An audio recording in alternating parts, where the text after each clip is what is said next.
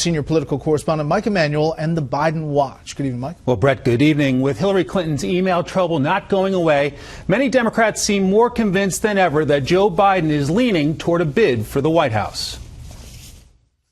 There's probably no one in American politics today who has a better understanding of exactly what is required to mount a successful national presidential campaign. That was Josh Earnest's assessment of the possibility of Vice President Joe Biden running for president.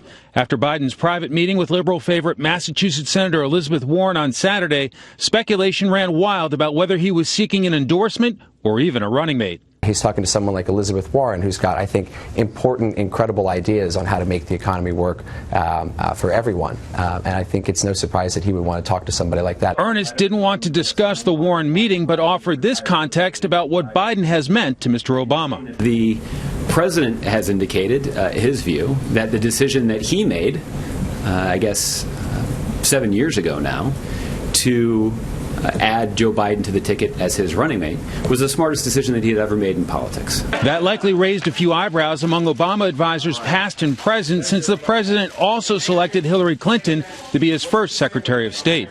And some former White House aides are already working for Clinton's campaign. Meanwhile, Vermont Senator Bernie Sanders in New Hampshire called for a serious debate of the issues. We should not be going around making terrible attacks on each other. Let's debate the issues. And Joe comes in, that's what I will do. What impact it will have on the race, I honestly don't know. Meanwhile, Clinton allies like former DNC Chairman Howard Dean spent the weekend saying the email scandal is manufactured partly by media that is bored. And campaign press secretary Brian Fallon sent out 32 tweets on Saturday defending Clinton on the server issue.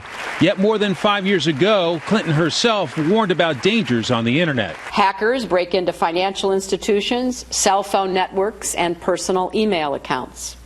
So we need successful strategies for combating these threats and more. New Jersey Governor Chris Christie, a former U.S. attorney, says he'd love to cross-examine Clinton. After it's been subpoenaed by the House of Representatives, she deletes the emails.